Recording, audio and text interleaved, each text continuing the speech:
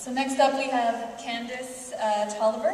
She's a lead organizer of the advocacy department of the New York Civil Liberties Union and responsible for implementing public advocacy campaigns that mobilize NYCLU members and supporters to uphold and defend civil liberties and rights. So she's looking out for all of us basically here in this room.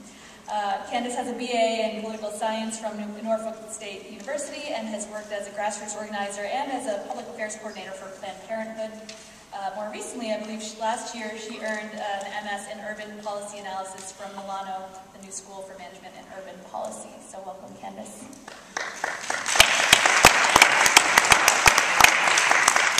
Well, this one's not. I'm generally pretty loud, though, so, okay, thank you. So, like she said, my name is Candace. I'm an organizer for the New York Civil Liberties Union. And we've been working on policing issues for a long time. The New York Civil Liberties Union has probably been working on it before I was born, right? But more recently, we got very involved in the Stop and Frisk work, and we were one of the organizations that helped to get rid of the database that collected names of people who were stopped and frisked and even released without any charges or arrest. But more than that, we realized that the issue went way beyond the database, right? And it started to speak to a policing of, a tale of two cities, right? So if you look like me and you live in Harlem, you have one experience with police as opposed to being maybe a white person that lives, on the Upper West Side. So we started to look deeper and we started to realize that it's not just about stop and frisk, right? It's more of a zero tolerance, bias-based policing that's happening all across New York City. I know some folks threw out stats, but just to talk about it just a little bit, even more, right, than some folks have started to talk about. But when we talk about stops, last year in 2010, 49.4%, so that's almost 50% of stops are people aged 14 to 24, right?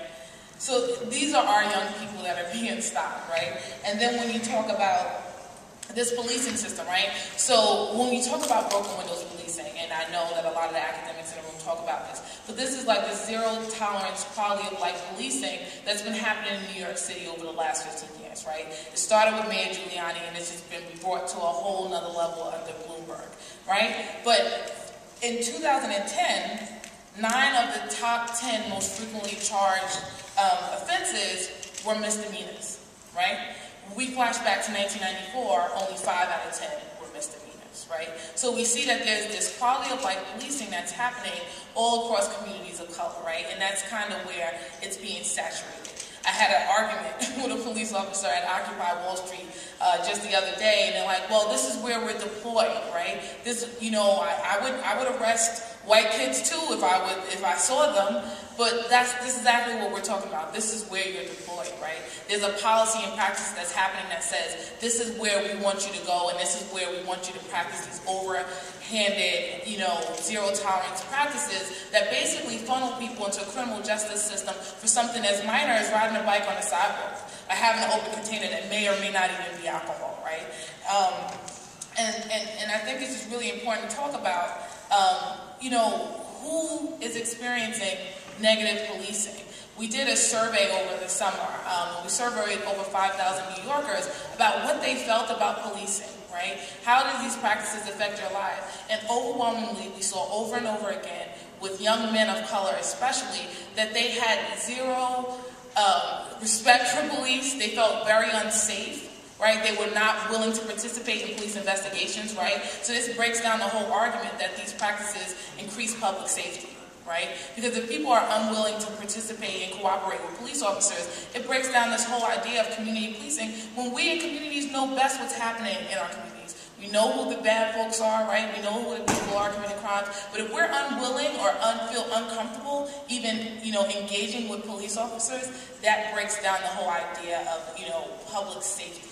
And then when you talk about these stop and frisk practices, they say over and over again, well, we're trying to get criminals off the street, right? We're trying to get guns off the street. Last year, less than 1.3% of all stops resulted in a gun or a knife or any kind of contraband altogether. So out of these 600,000 plus stops, less than 2% of the times do they even get weapons.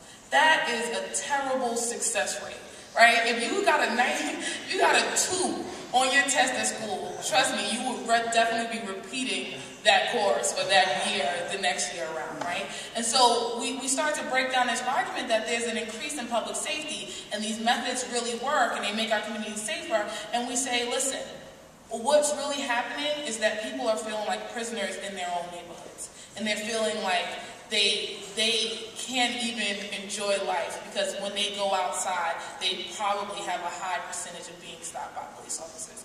But we talk about this problem all the time, right? And we could talk about it all day long, but one of the things that, Bob had spoke to me about is to talk about some of the things we're doing to combat this, right? So, for the first time ever, right, in New York City, you have funders that are looking at this issue and saying, maybe we should start to support some organizations that are doing work to address this. So for the first time ever, you have Atlantic Philanthropies and the Open Society Foundation willing to fund work, grassroots organizing work around communities to address zero tolerance bias-based policing in New York City.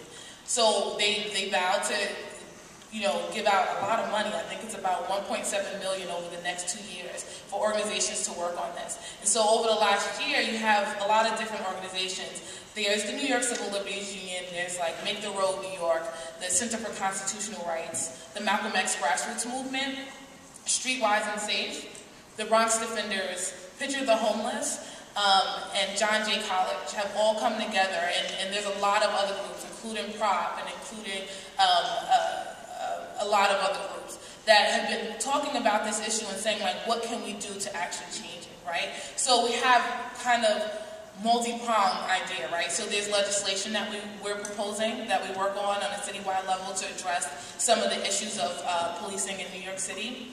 There's community organizing, and there's a serious community education campaign that we're getting ready to embark on, where we want to get into schools, we want to get into tenants associations, right? We want to get into housing projects and to inform people not only about their rights, but what they can do about it, right? There's petition drives, and there's different community events just to let people know this is what you can do, and this is the group that's willing to start fighting for these rights. We also have a legal affinity group that's working on different litigation strategies on how to address bias-based policing in New York City that's also working with us. And there's also the researchers. It's really important. I know we all have started to talk about statistics, right? But it's really important that we have proof, right? We want to have it written down that this is what's happening in New York City and this is why it's not effective, right? So we have this team of researchers that are all doing amazing work to talk about policing in New York City and why it doesn't work and why, the mayor and the commissioner will say over and over again, we do this because these people, these are who commit the crimes, or this is where the crime is happening, so this is why we, police this way in these communities. But we want to break down those arguments, and so we have researchers that are willing to do that research to say, no, this is actually not effective, and you have buyback programs that are happening in places like LA that get more guns off the street in one night than a year worth of stop and frisk, right? So we have all of these things that are taking effect, and I would love to talk more about the campaign a little later and then answer some questions about how you all can get involved in it as we move forward.